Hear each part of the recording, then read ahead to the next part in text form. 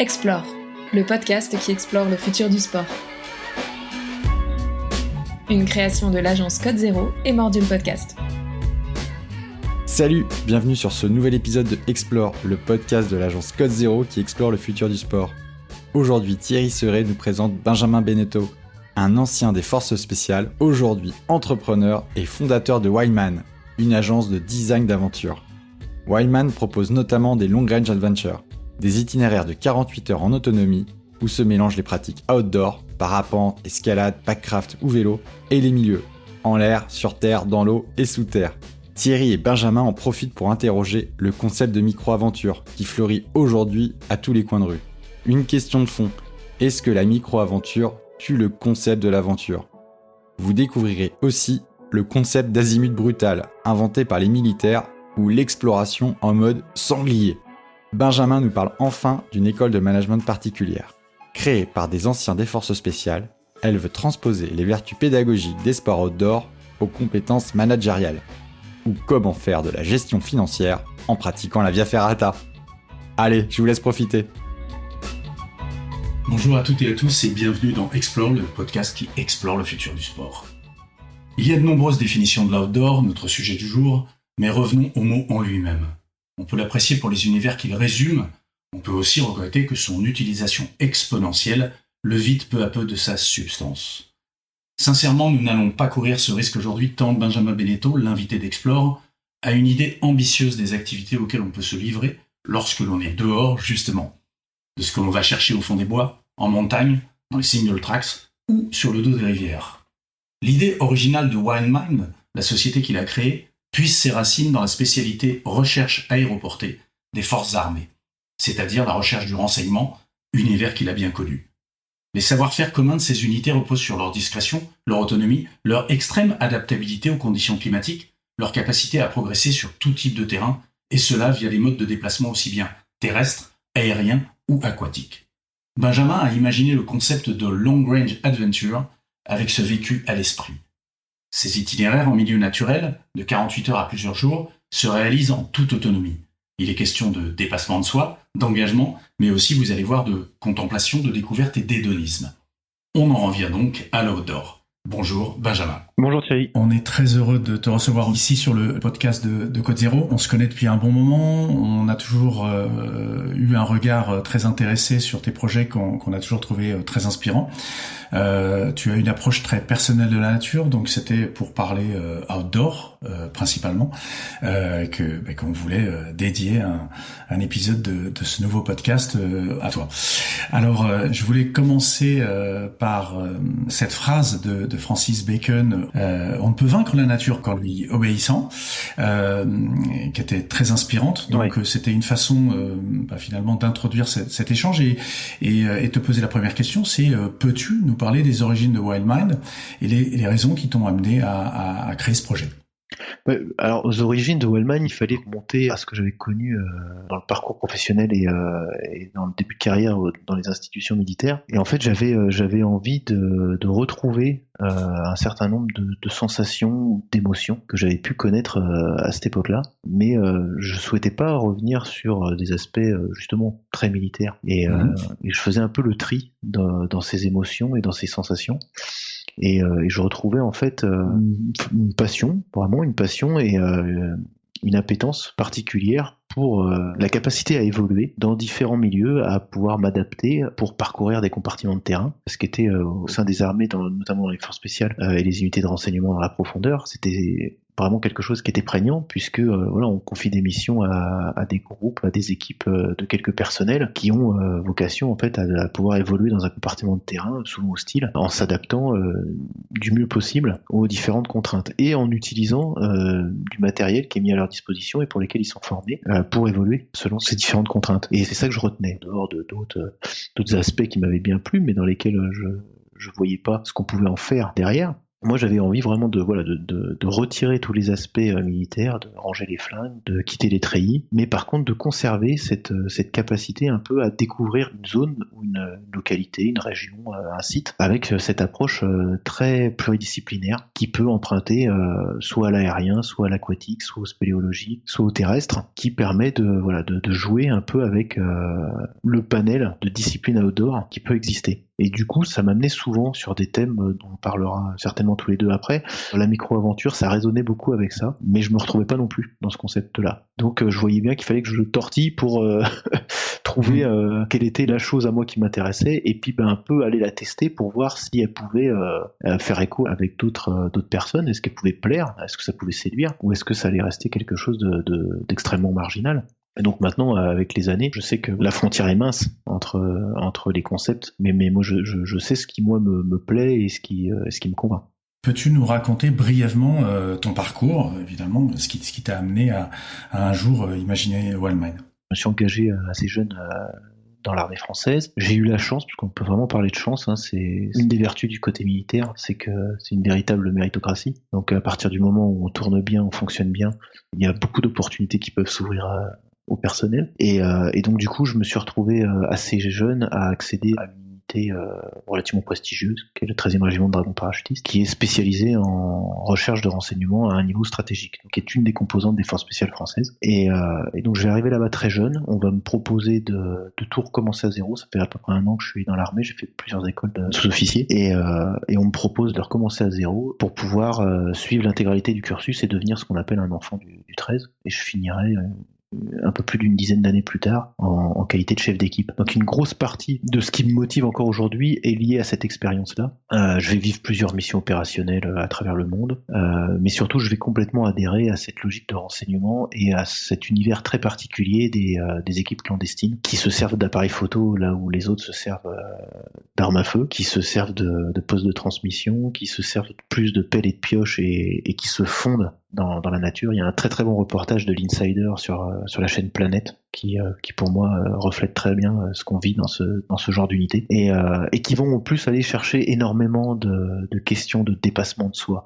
Moi je me cache pas, j'étais un gamin privilégié, un jeune homme privilégié, famille bourgeoise, pas connu de privation dans ma jeunesse, et ces unités-là vont extrêmement perturber ce schéma et vont m'apprendre énormément sur moi-même en me poussant au bout et en m'amenant à aller bien au-delà de ce que j'imaginais que j'étais capable de faire. Ils m'ont appris la faim, ils m'ont appris la soif, ils m'ont appris la peur, ils m'ont appris et à surmonter toutes ces choses-là et à fermer ma gueule en l'occurrence. Donc voilà, je suis très très redevable de cette expérience-là qui mine de rien use un petit peu le bonhomme. Et après une douzaine d'années dans l'institution, j'avais besoin de reprendre des études, j'avais besoin de voir un peu ailleurs et j'ai commencé les études que j'avais pas fait à 19 ans, je les ai fait à 31.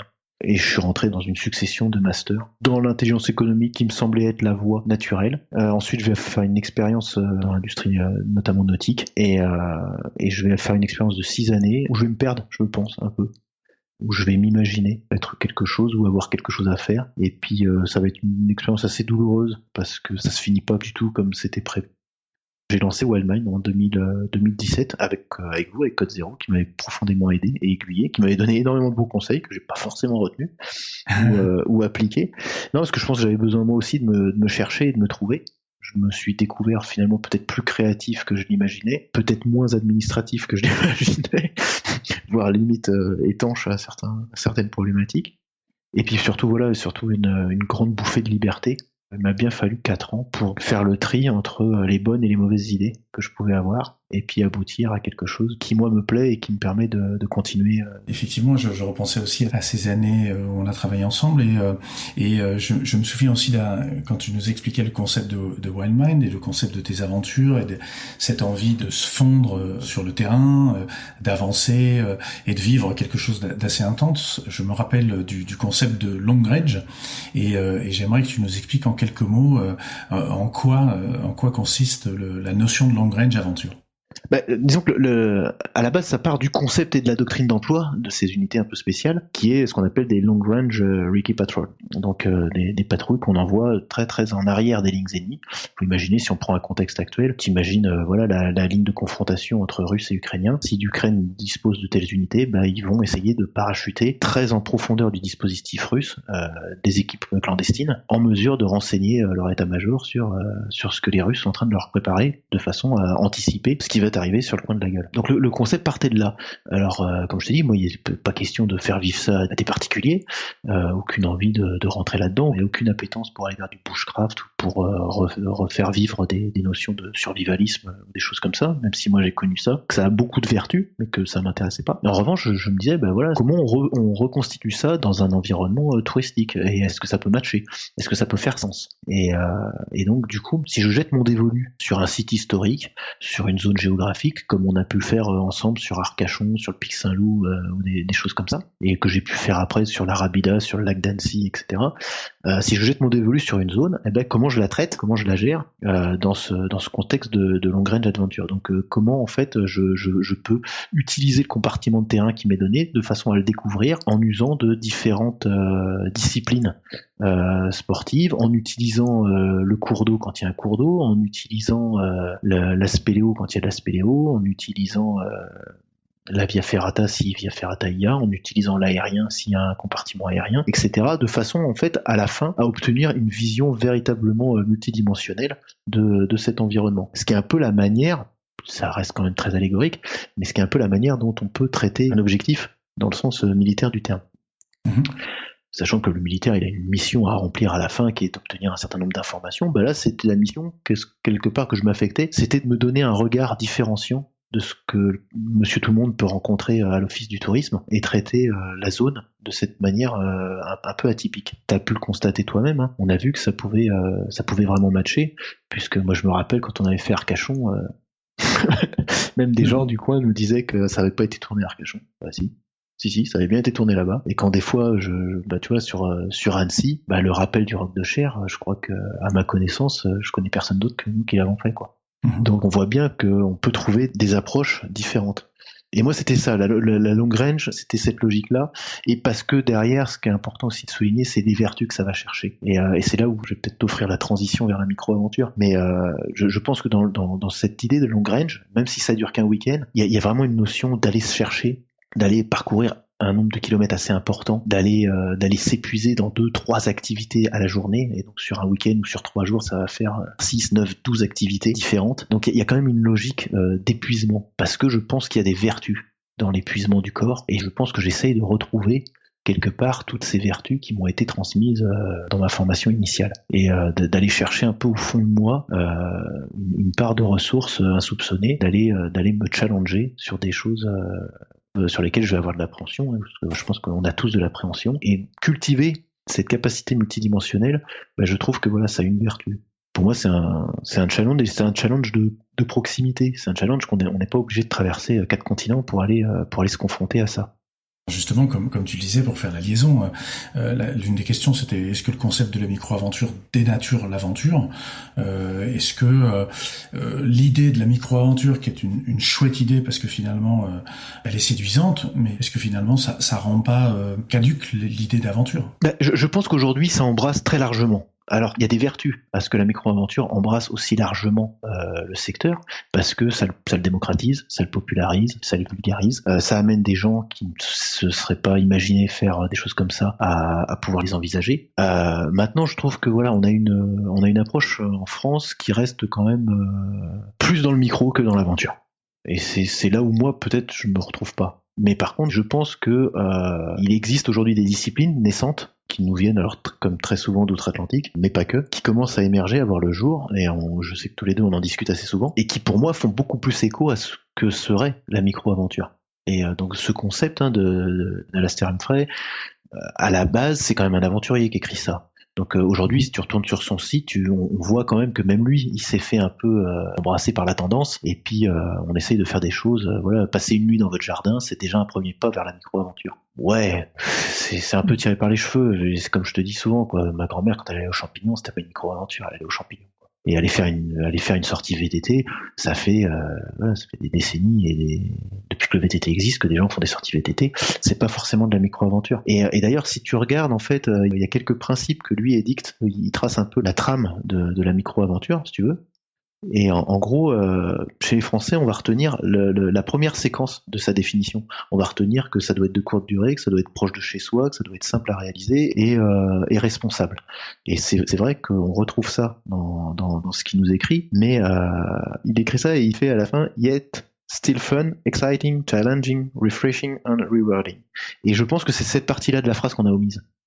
Donc il faut que ça reste un challenge, il faut que ça reste engageant. Alors après tu me diras chacun a son niveau, chacun a son histoire, mais je pense qu'il faut pas omettre cette partie-là. Et je pense qu'aujourd'hui des disciplines comme le bikecrafting, comme l'azimut brutal, tout ce qui tourne autour du packcraft et tout ce qu'on voit naître un peu dans la tendance. Alors chez certains ça s'appelle du scrambler, chez d'autres c'est du combo. Nous chez Wallman, moi j'avais appelé ça Sea-Lug pour Sea, Air, Land and Underground. Et à chaque fois, en fait, on revient un peu à la même chose. Et là, je trouve que pour moi, on s'approche plus de ce que serait une micro-aventure. Parce que là, on commence à rentrer dans une logique de complexification.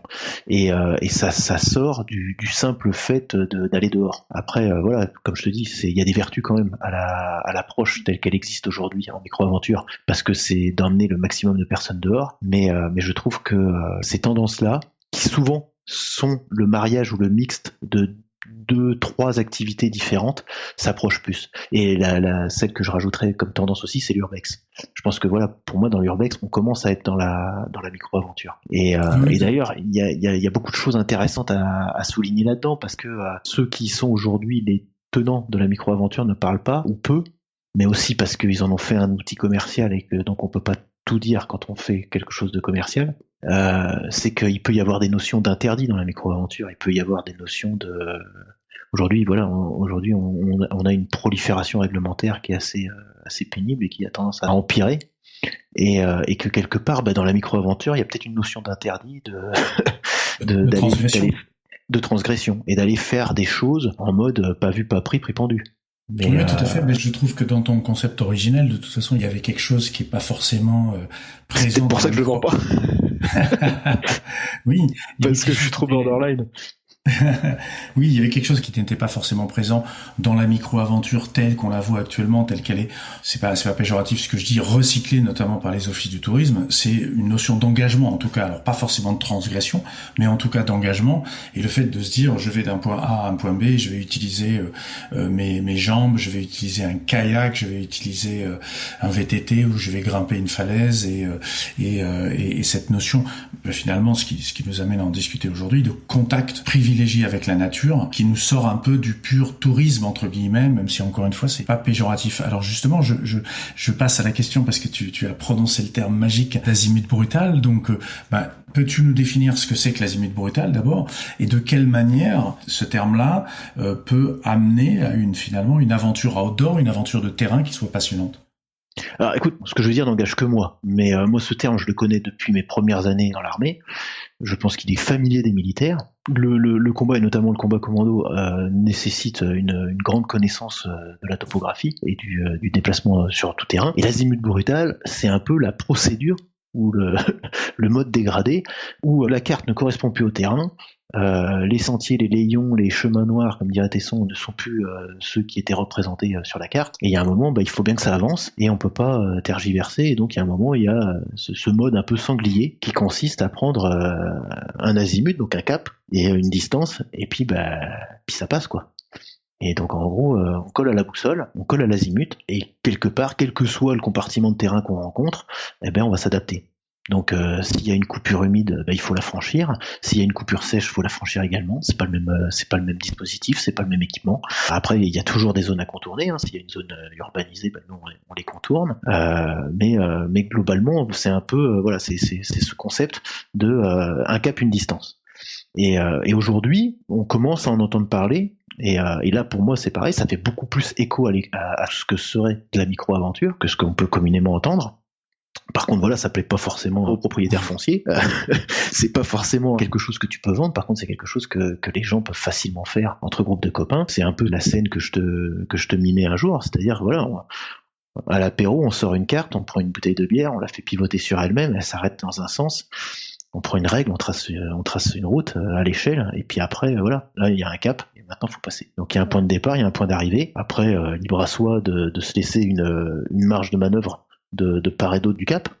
Tu peux créer un couloir de 2 km, de 5 km, de 10 km, et en fonction de la nature de la carte et de la zone prédéfinie, les difficultés seront pas du tout les mêmes. Tu joues à ça en haute montagne, il peut y avoir même de l'infranchissable. Tu commences à jouer en moyenne montagne, c'est plus simple. Et sur cet axe-là, il faut s'adapter, et il faut essayer d'être le plus autonome possible. Et là, du coup, interviennent toutes ces néo-disciplines qu'on va retrouver dans le bike-rafting, dans l'usage des pack-craft, donc ces embarcations super légères. Dans chaque équipe commando, depuis les SAS britanniques jusqu'aux forces spéciales françaises, il y a l'usage de ce qu'on appelle un petit bateau, qui est en fait une embarcation de type pack-craft qui doit permettre à une équipe de pouvoir franchir une coupure humide. Et donc, l'association d'un vélo, alors gravel ou VTT, d'un pack-craft et d'un jeu de grimpe doit permettre de pouvoir passer dans tous les compartiments de terrain. En jungle, souvent, on fonctionne de l'azimut brutal, mais c'est complètement transposable. Dans l'arrière-pays de Montpellier, il y a des endroits fabuleux. Dans l'arrière-pays du Gard aussi. En France, il y a des endroits où, effectivement, avec un pack-craft et un gravel, et éventuellement une corde et de quoi s'assurer, il y a de quoi vivre des aventures extraordinaires. Alors, je voudrais juste, parce que le temps, malgré tout, nous est compté, finir avec quelques mots sur ton projet et ce que tu vas faire par la suite, là. Du coup, moi, j'ai eu l'opportunité de retrouver d'anciens collègues qui ont une entreprise qui s'appelle Sifco, qui est une école de management et de leadership fait par des anciens officiers et qui a une belle vertu parce que elle a une méthodologie, une pédagogie qui lui est propre et qui est particulière. Et on n'est pas là pour se raconter, on est là pour échanger sur les outils et sur ce qu'on utilise dans les forces et de voir ce qui est transposable dans l'entreprise. Donc moi, je me suis retrouvé à leur donner beaucoup de temps et à travailler avec eux. Et j'ai beaucoup adhéré à cette idée de transposition. Du coup, aujourd'hui, je travaille en fait à lier un peu l'univers Wildmine et les concepts de Wildmine et à voir en fait ce qu'ils peuvent apporter en termes de vertu ou de pédagogie managériale. Et donc de sortir en fait d'une offre un petit peu B2C pour aller plutôt vers une offre B2B, de sortir du côté récréatif pour aller plus vers un côté pédagogique et éducatif. Et je me dis voilà qu'il y a de belles vertus dans l'outdoor et il y a beaucoup de choses qui font sens dans les sports outdoor, dans ces notions un peu de long range, et donc de pouvoir retravailler les itinéraires et simplement dans les différentes activités, plutôt que de uniquement chercher du récréatif, chercher plutôt du pédagogique. Là, je pense qu'aujourd'hui, il est hyper intéressant de parler de stratégie d'innovation, d'océan rouge, d'océan bleu en parapente, qu'on peut facilement mettre des dispositifs pour pouvoir faire de la pédagogie sur le management de projet et le calcul de marge en via ferrata, qu'il y a de belles vertus dans l'apnée sur ce qu'est un entrepreneur et sur la préservation des équipes, et qu'il y a également des choses intéressantes à aller chercher dans la spéléologie. Moi, j'ai beaucoup d'humilité pour les spéléologues. Je pense que c'est l'univers le plus contraignant qui y soit. C'est des gens qui en plus n'ont pas trop droit à l'erreur, parce que quand ils ont un problème, ils doivent le régler quasiment tout seuls. Il n'y a que dans leur discipline que l'on trouve ces savoir-faire-là. C'est tout l'art de l'alpinisme, mais dans le noir et dans la merde. Donc c'est une école qui me parle bien, qui me correspond bien, et donc je pense qu'il y a beaucoup de vertus, et j'aime bien cette idée en fait d'aller créer des allégories entre les sports outdoor et des problématiques managériales, et d'envisager d'ici quelques mois pouvoir proposer des formations, notamment pour des dirigeants ou pour des managers, qui visent à leur donner des expériences qui font qu'après, en situation managériale, ils puissent retrouver un certain nombre de valeurs ou de vertus ou de prévention pour pouvoir efficacement driver leurs équipes et leurs projets. Merci beaucoup, Benjamin. Merci à toi, Thierry. C'est passionnant, c'est inspirant. Merci à toutes et à tous d'avoir écouté Explore, et puis bonnes vacances, puisque c'est la période, et on se retrouve à la rentrée. À très bientôt. Un grand merci d'avoir écouté cet épisode proposé par l'agence Code Zéro et Mordule Podcast. À très bientôt pour explorer ensemble le futur du sport.